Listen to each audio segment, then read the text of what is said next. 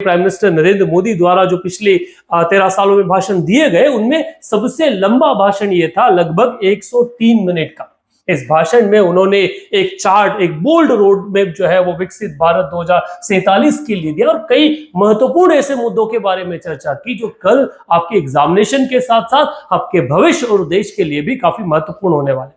तो चलिए शुरुआत करते हैं। अगर आप वीडियो पर आए तो वीडियो को अंत तक जरूर देखें, क्योंकि यहां से सवाल बनने की संभावनाएं प्रबल है। आप पुराने सालों का रिकॉर्ड उठाकर देख सकते हैं कि किस तरह से एग्जामिनेशन में यहां से सवाल पूछे गए। So Prime Minister address focus on self-reliance, innovation, citizen empowerment, highlighting India's journey from nation dependent on others to a globally confident, technological advanced and economically resilient country. सवाल एक जब पॉइंट आया कि जब 79वां आपका स्वतंत्रता दिवस मनाया गया तो स्वतंत्रता दिवस पर प्रधानमंत्री ने जो मुद्दे चुने वो मुद्दे थे विकसित भारत के रोड मैप को लेकर। उन्होंने मुद्दे में क्या रखा? आत्मनिर्भरता, इनोवेशन, आधुनिकीकरण, सिटीजन एम्पावरमेंट और साथ ही साथ ये बताना कि किस तरह भारत एक ग्लोबली कॉन्फिडेंट देश बनकर निकल कर आया, जो पहले दूसरों पर निर्भर था, जहां अनाज दूसरों के यहां आता था। अगर की हाइलाइट्स के बारे में बात की जाए कि प्राइम मिनिस्टर नरेंद्र मोदी के स्पीच की हाइलाइट्स क्या क्या है, तो सुनिएगा। सबसे पहले उन्होंने मेंशन किया पाकिस्तान के पॉइंट को लेकर, पाकिस्तान को टारगेट करते हुए, that the Indus water treaty is unacceptable to us, ठीक है, because in the interest of our farmer and the interest of nation. उन्होंने साफ कहा कि 1965 के आसपास जब इंडस वाटर ट्रीटी की गई तो वो पूर्ण रूप से गलत आधार पर की गई। वो हमारे किसानों का और साथ ही साथ देश के इंटरेस्ट का उल्लंघन करती है, इसलिए हम इसे क्या कर रहे हैं, रिवॉक कर रहे हैं, हम इससे बाहर हो रहे हैं। तो आपके लिए एक महत्वपूर्ण कॉल, अगर आप यूपीएससी, एमपीपीएससी या स्टेट पीसीएस के एग्जामिनेशन में जा रहे हैं तो आपको कवर करना है कौन सा पार्ट, इंडस वाटर ट्रीटी, क्योंकि यहां से क्वेश्चन बनने की संभावनाएं प्रबल। जब बात आई विकसित भारत के बारे में तो उन्होंने बोला कि कैसे विकसित भारत बन सकता है, जब तक हम आत्मनिर्भर नहीं बनेंगे तब तक हम क्या नहीं बन सकते, विकसित भारत नहीं बन सकते। तो उन्होंने बोला ये सब होगा किस रीढ़ के आधार पर, तो सेल्फ रिलायंट भारत के आधार पर, आत्मनिर्भर भारत के आधार। एमपीपीएससी ने तो अपने मेंस के सिलेबस में इस सेल्फ रिलायंट, आत्मनिर्भर भारत को मेंशन कर दिया है, साथ ही साथ विकसित भारत 2047 को भी सिलेबस में डाल दिया है। तो दोनों चीजें आपके लिए यहां से न्यूज में है। एक न्यूज में है विकसित भारत और 2047 और दूसरा जो है आपका वो है सेल्फ रिलायंट, आत्मनिर्भर भारत। अगर आप इस एग्जाम, इन चीजों को आप नोट कर लीजिएगा, आप चैलेंज करते हैं हम आपको इस बात को लेकर कि आप इनको नोट कीजिएगा। अगर आपके एग्जाम में इसमें से क्वेश्चन न दिखे तो आप बताइए, यहां से क्वेश्चन आने की संभावनाएं प्रबल है। तो एक तो हो गया आपका कौन सा, इनोवेशन किस स्कीम पर फेस था, दूसरा इंडस वाटर ट्रीटी, तीसरा विकसित भारत 2047 और आखिरी आपका आत्मनिर्भर भारत। ये मुद्दे वो है जहां से आते हैं। अब जिस तरह से हमारी डिपेंडेंसी ऑयल को लेकर वर्तमान में जो जंग छिड़ी है, वो जंग छिड़ी किसके लिए, ऑयल को लेकर, क्योंकि डोनाल्ड ट्रंप जो है वो लगातार भारत को क्रिटिसाइज कर रहे हैं कि हम रशिया से तेल खरीद रहे हैं। अगर हमने इसको बंद नहीं किया तो हमारे ऊपर और ज्यादा सैंक्शंस लगा देंगे। और कल परसों तो किसी ने ये भी बोला कि जो 15 अगस्त को मोदी और ट्रंप और पुतिन मिलने वाले हैं, अगर वो टॉक्स फेल हो गई तो भी भारत पर एडिशनल टैरिफ लगाया जाए। ऐसे वो फेल तो हो गई है, पर टैरिफ का इंतजार है कि डोनाल्ड ट्रंप अब भारत को किस तरह से हैंडल करते हैं, किस तरह से देखते हैं। अब प्रधानमंत्री नरेंद्र मोदी ने इसकी काट निकालते हुए कहा है कि भारत को सेल्फ रिलायंट होने के लिए, एनर्जी में, ऊर्जा में सेल्फ रिलायंस के लिए और दूसरों पर अपनी निर्भरता, to reduce the dependency on the foreign fuel imports, हमें क्या करना पड़ेगा, खुद को नए ऑप्शंस खोलना पड़ेगा। इसके लिए एक मिशन चलाया जाएगा जिसका नाम रखा गया national deep water exploration mission.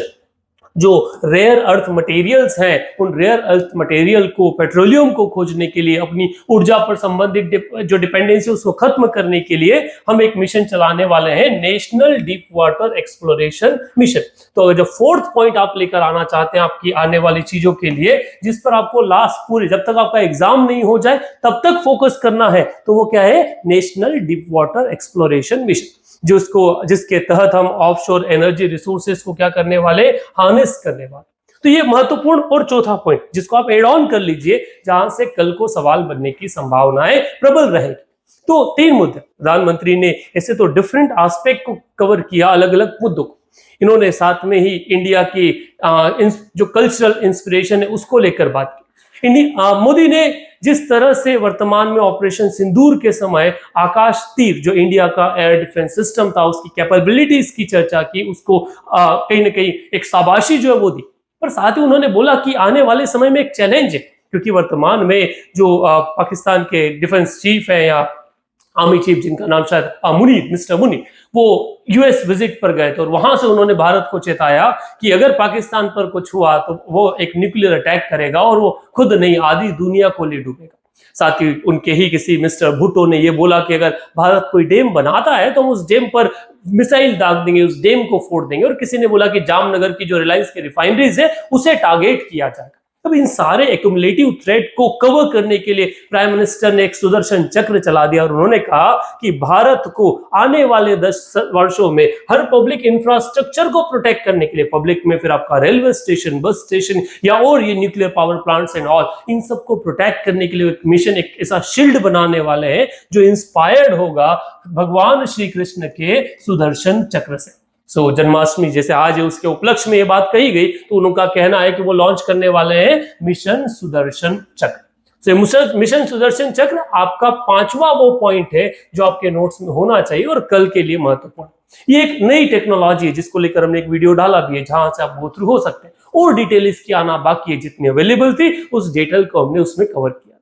साथ ही साथ जब ये बात हो रही थी उन्होंने बोला कि जिस तरह से जीएसटी का विरोध चल रहा है, जिस जीएसटी को क्या कहा जा रहा है, विपक्ष द्वारा गब्बर सिंह टैक्स के नाम से जाना गया, अब उसमें रिफॉर्म की बारी आई। Reform the next generation reform, जिसमें जीएसटी को लेकर एक बड़ी दिवाली मींस बाय दिवाली एक और दिवाली की जाएगी और ये जो जीएसटी स्लैब्स है इसमें एक बड़ा डिक्रीज जो है वो डिक्रीज देखने को मिलेगा। ये जीएसटी में डिक्रीज सिर्फ महंगाई को कम करने का तो एक मुद्दा है ही से, पर ये MSME micro and small enterprises जो होते हैं उनको एक बड़ा पुश होता है, क्योंकि ये उनकी सेल बढ़ा देता है, उनकी सेल को इंक्रीज कर देता है। तो this is also very important point. तो जीएसटी आपका वो छठा वो पार्ट है जिससे आप बात कर सकते हैं। साथ ही उन्होंने बोला कि देश में इमिग्रेशन जो इन्फिल्ट्रेशन है वो बड़ा बढ़ गया है, इलीगल इमिग्रेशन जिसे हम कहते हैं, बांग्लादेशी घुस रहे हैं, पाकिस्तानी घुस रहे हैं, जिस कारण से देश की डेमोग्राफी को एक बड़ा चैलेंज आया है। कई सारे ऐसे एरियाज है जहां पर ये कंसर्न्स हमने देखे। उन्हें खत्म करने के लिए जिस तरह से बिहार में सर करके एक इनिशिएटिव चलाया गया, जो इलेक्शन कमीशन द्वारा चलाया गया, पर वैसे ही मुद्दों के आधार पर फिर वो एनआरसी हो, उस आधार एनआरसी नेशनल सिटीजनशिप रजिस्टर के साथ में एक ऐसा पावर्ड मिशन चलाया जाएगा जिसमें हम हाई पावर्ड डेमोग्राफी मिशन के आधार पर हम इन सब चीजों को देखेंगे।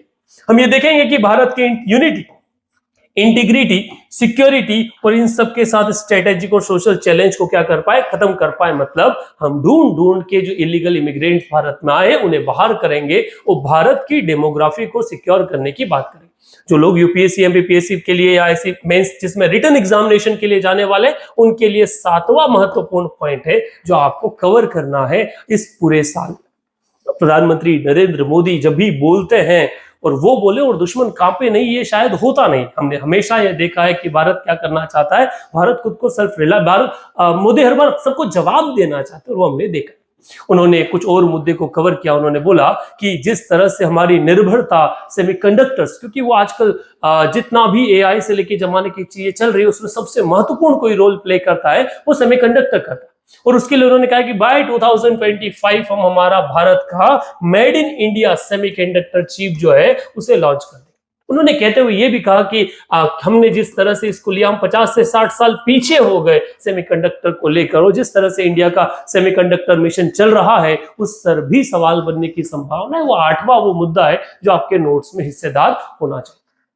आगे अगर बात की जाए तो उन्होंने साथ में बोला कि भारत अपना खुद का स्पेस स्टेशन बनाने वाला। सुधांशु शुक्ला की स्पेस विजिट को प्रेज करते हुए प्रधानमंत्री नरेंद्र मोदी ने इसरो की बात भी वहां रखी। उन्होंने बोला कि वो एक गगनयान मिशन चला रहे जो आत्मनिर्भर का परिचायक होगा, और वो भारत का अपना खुद का स्पेस स्टेशन बनाकर एक नई कैपेबिलिटीज को शो करेगा, एक नए माइलस्टोन को बताएगा।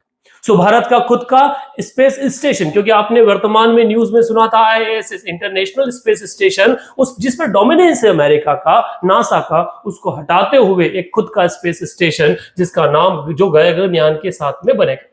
तो ये नवा वो पॉइंट है जो आपके एग्जामिनेशन के लिए महत्वपूर्ण है।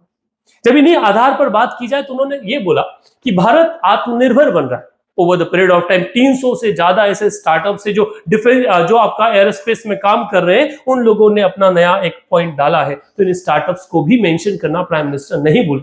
तो स्काईरूट हो या इससे संबंधित और भी कई स्टार्टअप, वो भी आने वाले समय में महत्वपूर्ण होने वाले हैं। तो ये आपके नवे पॉइंट का ही हिस्सा है जिन्हें आप अपने आने वाले साल में कवर करना चाहिए। प्रधानमंत्री नरेंद्र मोदी ने हर मुद्दे को छेड़ा। उन्हीं में उन्होंने सुदर्शन चक्र के बारे में बात, I repeat it, I think अगर बात की जाए तो उन्होंने न्यूक्लियर एनर्जी पर बात की। उनका कहा है कि न्यूक्लियर आने वाले समय में वो अपनी न्यूक्लियर पावर जो जनरेशन उसे 10 गुना बढ़ाना चाहते, और उसको 10 गुना बढ़ाने के लिए वो जो 4 क्रिटिकल सेक्टर्स जिसमें उन्होंने प्राइवेट प्लेयर की एंट्री को बिल्कुल बंद कर रखा था, जिसमें एक एटॉमिक एनर्जी था, उससे अब वो प्राइवेट प्लेयर्स के लिए खोलने वाले हैं। So India is opening the nuclear sector to the private players. तो उससे हमारी जो टेक्नोलॉजी या एनर्जी क्रिएशन का जो मुद्दा है वो थोड़ा आगे जाएगा, उसमें हम और अच्छा कर पाएंगे। सो ये 10वां वो पॉइंट है जो आपके मेंस के लिए भी महत्वपूर्ण है और प्रीलिम्स के लिए। साथ ही साथ प्रधानमंत्री नरेंद्र मोदी ने बेरोजगारी की जो समस्या है उसको लेकर एक बड़ा अनाउंसमेंट किया। उन्होंने कहा कि प्रधानमंत्री विकसित भारत रोजगार योजना की शुरुआत की जा रही है, जिसमें 1 lakh crore will be launch. My mistake, this I repeated. A major employment scheme, प्रधानमंत्री विकसित भारत योजना worth 1 lakh crore will be launch. 1 lakh crore रुपए की प्रधानमंत्री विकसित भारत योजना जो है वो शुरू की जाए, जिसके अंदर न्यूली एम्प्लॉयड जो यूथ है उन्हें 15,000 रुपए पर महीना दिए जाएंगे। और इस स्कीम के बेसिकली जो बेनिफिट है वो 3 करोड़ यंग इंडियंस तक पहुंचाने का भारत रखता है। उनका मानना है स्वतंत्र भारत तो समृद्ध भारत तक चीजों को पहुंचाना, स्वतंत्र भारत को समृद्ध भारत, जिसमें 15,000 में 3 करोड़ युवाओं तक इस नौकरी को, मतलब आने वाले समय में 3 करोड़ युवाओं को रोजगार जो है प्रधानमंत्री विकसित भारत योजना के तहत दिया जाएगा। प्रधानमंत्री ने फार्मेसी को इंक्लूड करने के लिए, उसको बढ़ाने के लिए फार्मेसी ऑफ द वर्ल्ड नाम से एक नया टेन्योर भारत को दिया है। वो चाहते हैं कि भारत फार्मास्यूटिकल्स में, फार्मेसी में खुद को सेल्फ डिपेंडेंट बनाने के साथ ही साथ वर्ल्ड के लिए एक मैन्युफैक्चरर बन के आए, क्योंकि वर्तमान में भी हम टॉप पोजीशन पे आते हैं इसमें।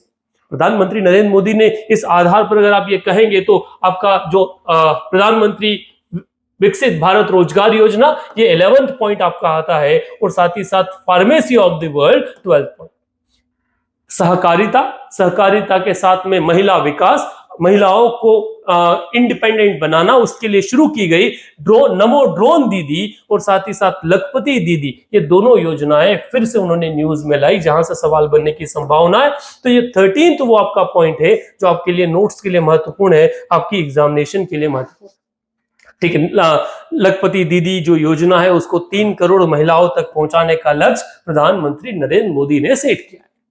इसी को एनालाइज किया जाए तो उन्होंने वर्तमान की सबसे बड़ी समस्या ऑब्वियसली मोटापे के बारे में बात की। मोटापा जो हेल्थ संबंधी एक बड़ी समस्या, और उसके लिए उन्होंने बोला कि हर व्यक्ति को जो कुकिंग ऑयल है उसमें 10% की कमी लाना चाहिए। मोटापा आपका 14th वो पॉइंट है जहां से आप क्वेश्चंस की उम्मीद कर सकते हैं, क्योंकि एक मेजर प्रॉब्लम।